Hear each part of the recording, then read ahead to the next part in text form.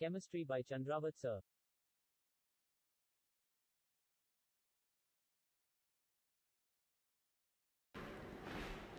Hello students, मैं हूं S Chandrawat. स्वागत है सभी का विनायक एजुकेशन ग्रुप के इस ऐप के ऊपर।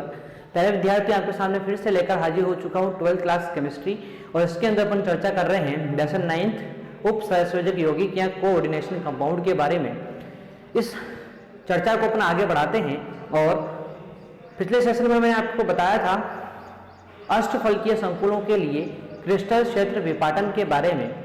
किस प्रकार से अष्टफलकीय संकुलों में क्रिस्टल क्षेत्र विपाटन होता है, इसके बारे में संपूर्ण चर्चा अपन पिछले सेशन में कर चुके थे। अब वहां पर एक सिंपल सी चर्चा अपनी हुई थी कि जो लिगेंड है, यदि वो प्रबल क्षेत्र लिगेंड है तो क्रिस्टल क्षेत्र विपाटन अधिक होगा, और यदि दुर्बल क्षेत्र लिगेंड है तो क्रिस्टल क्षेत्र विपाटन क्या होगा, कम होगा। तो कौन सा लिगेंड प्रबल क्षेत्र है, कौन सा लिगेंड दुर्बल क्षेत्र वाला है, इसके बारे में अपन चर्चा करें तो देखो, इसको अपन समझते हैं एक श्रेणी के माध्यम से जिसका नाम है स्पेक्ट्रो रासायनिक श्रेणी। यानी कि यदि लिगेंडों को अपन उनकी प्रबलता के बढ़ते क्रम में व्यवस्थित कर दें तो जो श्रेणी प्राप्त होती है उसे स्पेक्ट्रो रासायनिक श्रेणी कहते हैं। और इस श्रेणी के आधार पर आप लोग बता पाएंगे कि कौन सा प्रबल क्षेत्र लिगेंड है और कौन सा दुर्बल क्षेत्र लिगेंड है। ठीक है ना। तो इस प्रकार से अपने आप पर बात को आगे बढ़ाते हैं, और अपना टॉपिक यहां पर लेते हैं अपन, वो है स्पेक्ट्रो रासायनिक श्रेणी। स्पेक्ट्रो रासायनिक श्रेणी, स्पेक्ट्रो रासायनिक श्रेणी। ठीक है। तो स्पेक्ट्रो रासायनिक श्रेणी की अपन बात करते हैं तो देखो, लिगेंडों को उनकी बढ़ती हुई प्रबलता, लिगेंडों को परिभाषा में लिखा देता हूं पहले, लिगेंडों को उनकी बढ़ती हुई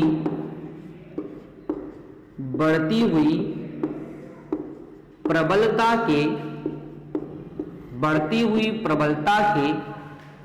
क्रम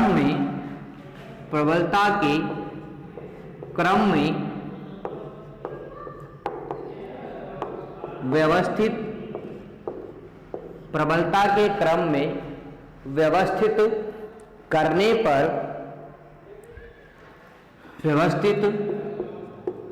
करने पर प्राप्त श्रेणी स्पेक्ट्रो रासायनिक श्रेणी कहलाती है। स्पेक्ट्रो रासायनिक श्रेणी कहलाती है।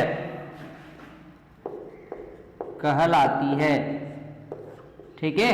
तो इस प्रकार से लिगेंडों को उनकी बढ़ती हुई प्रबलता के क्रम में व्यवस्थित करने पर जो श्रेणी प्राप्त होगी उसे क्या बोलेंगे, स्पेक्ट्रो रासायनिक श्रेणी या स्पेक्ट्रोकेमिकल सीरीज उसको कहा जाता है।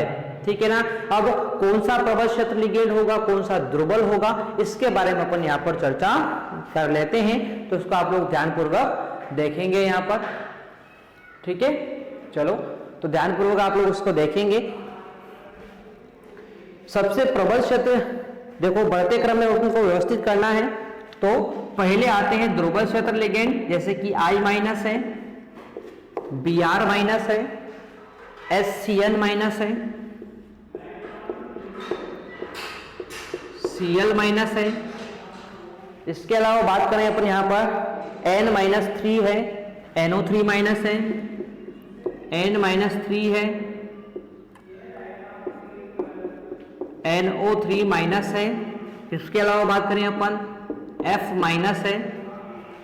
नेक्स्ट बात करते हैं तो OH माइनस है, C2O4 माइनस 2 है, OH माइनस है, C2O4 माइनस 2 है। इसके अलावा बात करें तो पहले विद्यार्थियों H2 है, H2O है, NCS माइनस है,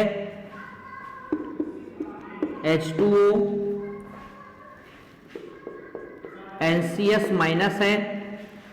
आगे बात करते हैं तो EDTA माइनस 4 है, EDTA माइनस 4 है, H माइनस है, NH3EN, NH3EN, Cn minus cyanide है, NO2 माइनस है, ठीक है, और लास्ट है अपना CO। तो इस प्रकार से यहाँ पर लिगेंडों को उनके बढ़ते हुए क्रम में व्यवस्थित कर दिया गया है, और लिगेंडों को उनके बढ़ते हुए प्रबलता के क्रम में व्यवस्थित करने पर जो ये श्रेणी प्राप्त हुई, इसको अपन क्या बोलेंगे, स्पेक्ट्रो रासायनिक श्रेणी या स्पेक्ट्रोकेमिकल सीरीज कहेंगे, जिसमें मैंने आपको बताया बढ़ता हुआ क्रम है, यानी कि जो पहले दिए हुए हैं उनकी प्रबलता कम होती है, ये दुर्बल क्षेत्र लिगेंड कहलाते हैं, और जो बाद वाले आपको दिए हुए हैं ये प्रबल क्षेत्र लिगेंडों के उदाहरण होते हैं। तो आप लोग इस श्रेणी के माध्यम से समझ सकते हैं कि कौन से प्रबल क्षेत्र लिगेंड हैं और कौन से दुर्बल क्षेत्र लिगेंड हैं। ठीक है मेरे विद्यार्थियों, तो ये था स्पेक्ट्रो रासायनिक श्रेणी। ठीक है, चलो बढ़ते हैं अपन आगे की तरफ। और देखो अब अपन बात करते हैं कि अष्टफलकीय संकुल जो होते हैं इनके बारे में। अष्टफलकीय संकुलों में T2G व EG कक्षकों में d इलेक्ट्रॉन का वितरण, यानी कि अपना टॉपिक आ जाता है नेक्स्ट वाला, अष्टफलकीय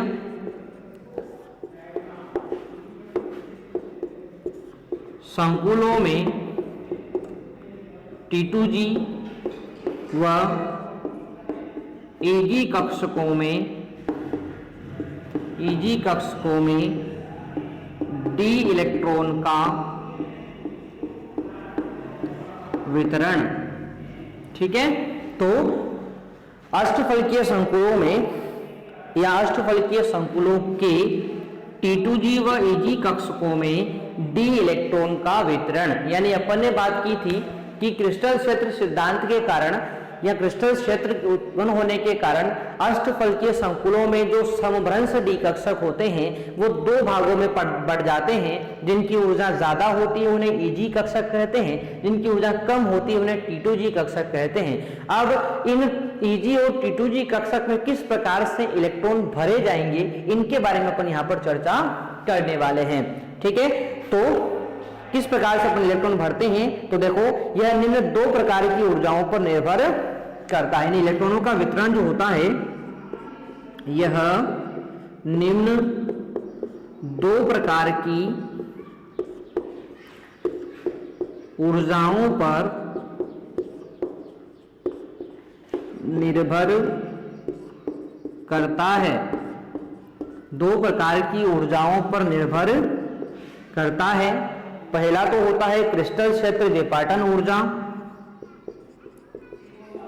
क्रिस्टल क्षेत्र विपाटन ऊर्जा, जिसको अपन ने किससे प्रदर्शित किया था भाई विद्यार्थियों, डेल्टा ओ से प्रदर्शित किया था।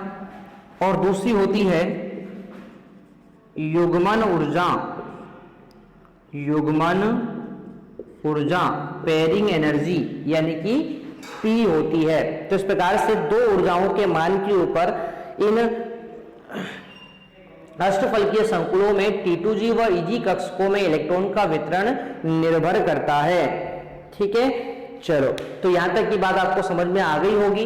अब किस प्रकार से ये दोनों ऊर्जाएं जो होती है क्रिस्टल क्षेत्र विपाटन ऊर्जा और युग्मन ऊर्जा, किस प्रकार से ये T2G व EG कक्षक में इलेक्ट्रॉन के वितरण को प्रभावित करेगी, इसकी अपन यहाँ पर बात करने वाले हैं। तो यहाँ तक की बात आपने नोट कर ली होगी। बढ़ते हैं अपन आगे की तरफ।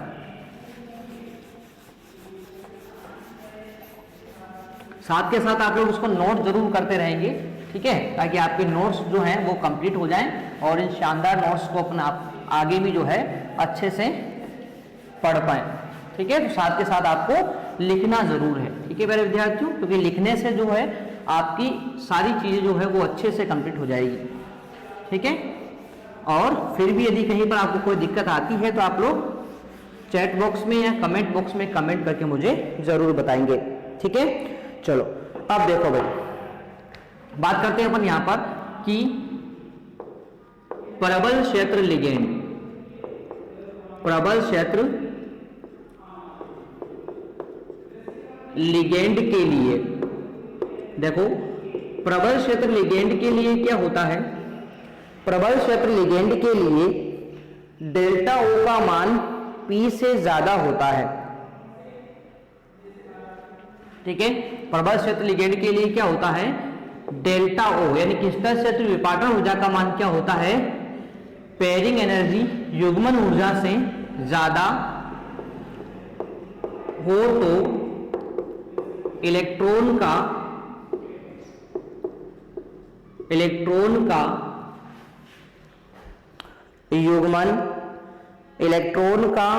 युग्मन होगा और निम्न चक्रण संकुल बनेगा। इलेक्ट्रॉन का युग्मन होगा और निम्न चक्रण संकुल बनेगा, निम्न चक्रण संकुल बनेगा। और दूसरा अपन बात करता हूं यहां पर दुर्बल क्षेत्र लिगेंड के लिए, दुर्बल क्षेत्र लिगेंड के लिए, तो देखो दुर्बल क्षेत्र लिगेंड के लिए क्या होता है, ये कंडीशन आपको ध्यान रखनी है। दुर्बल क्षेत्र लिगेंड के लिए पेयरिंग एनर्जी का मान क्रिस्टल क्षेत्र विभाजन ऊर्जा से क्या होता है, ज्यादा होता है। और इस कंडीशन में इलेक्ट्रॉन का युग्मन नहीं होगा, इलेक्ट्रॉन का युग्मन नहीं होगा और उच्च चक्रण संकुल बनेगा, उच्च चक्रण संकुल बनेगा। यानी यहां पर उच्च चक्रण संकुल का निर्माण होगा। ये बात आप लोगों को ध्यान रखनी है, ठीक है ना। तो इस प्रकार से ये जो दोनों ऊर्जाएं होती है, ये किसी भी कक्षक में इलेक्ट्रॉन के भरने की प्रक्रिया को प्रभावित करती है। अब किस प्रकार से अपन T2G व EG कक्षक में इन इलेक्ट्रॉन्स को भरेंगे उसके बारे में अपन बात कर लेते हैं, ठीक है। चलो, तो सबसे पहले मैं आपको इन दोनों चीजों के बारे में विस्तार से बता देता हूं। देखो क्या होता है, अपन ने पढ़ा है कि अपने पास जो समभ्रंश डी कक्षक हैं, समभ्रंश डी कक्षक हैं, इस प्रकार से इन समभ्रंश डी कक्षकों का क्या हुआ, विपाटन होगा, ठीक है। और विपाटन होने से दो प्रकार के कक्षक यहां पर बनेंगे, एक होता है EG कक्षक और एक होता है T2G कक्षक, ठीक है। ये तो है T2G कक्षक और ये है EG कक्षक, ठीक है। तो दो प्रकार के कक्षक यहां पर बनते हैं, ठीक है ना। अब इन दोनों से किस प्रकार से ये प्रभावित होता है, तो देखो बात करूं मैं यहां पर कि ये वाली जो चीज है डेल्टा O प्रबल क्षेत्र लिगेंड है। जैसे मान लेते हैं, मैं उदाहरण आपको देता हूं यहां पर, चलो ध्यान से मैं आपको एक एक चीज अच्छे से समझाई देता हूं। मैंने आपको उदाहरण दिया है यहां पर, क्या है, NiCN का होल 4, NiCN का होल 4 और -2, ये मैंने आपको दे दिया है, ठीक है ना। अब इसमें अपन डी इलेक्ट्रॉन्स की बात करेंगे, केवल किसकी बात करेंगे, डी इलेक्ट्रॉन्स की। आपको पता है यहां पर जो निकल है इसकी ऑक्सीकरण अवस्था कितनी है, तो x-4 बराबर -K2, यानी x बराबर क्या जाएगा, +K2, यानी निकल की ऑक्सीकरण अवस्था यहां पर कितनी है, निकल है यहां पर +2।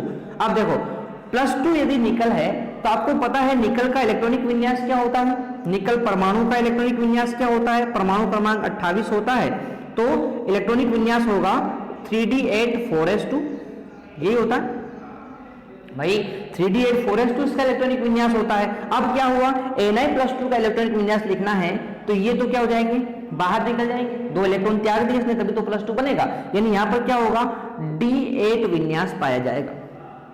यानी 3D में क्या है, 8 है ना, केवल 3D में 8 बचा, यानी केवल D की अपन बात करें तो यहां पर D8 विन्यास पाया जाएगा, ठीक है। तो Na+2 के अंदर कौन सा विन्यास है, D8 विन्यास है, यानी कि 8 इलेक्ट्रॉन आपको भरने हैं, किनमें, इस T2G और EG कक्षकों में, ठीक है। अब किस प्रकार से अपन यहां पर इन D8 इलेक्ट्रॉनों को भरेंगे, वो अपन को यहाँ पर बात करनी है। तो मैंने आपको बताया है कि इन 8 इलेक्ट्रॉनों का इस T2G और EG कक्षक में जो वितरण होगा वो इन दोनों ऊर्जाओं के मान पर निर्भर करेगा और इन दोनों नियमों के अनुसार भरा जाएगा। कैसे भरेंगे देखिए ध्यान से। तो 8 इलेक्ट्रॉन आपको भर रहे हैं, ठीक है। हमेशा अपन जानते हैं कि इलेक्ट्रॉन जो भरे जाते हैं आफबो नियम के अनुसार इलेक्ट्रॉन ऊर्जा के बढ़ते क्रम में भरे जाते हैं।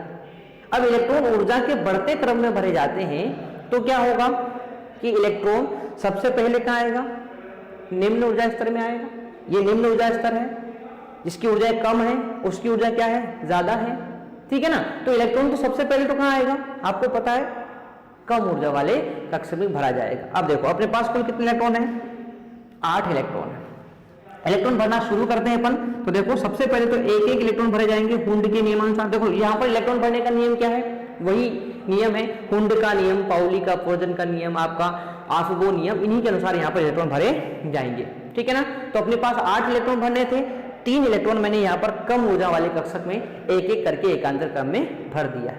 अब सुनो ध्यान से, इसके बाद जो चौथा इलेक्ट्रॉन आएगा वो चौथा इलेक्ट्रॉन इस वाले कक्षक में जाएगा या फिर यहीं पर युग्मित हो जाएगा, यहीं पर उसका जोड़ा बन जाएगा।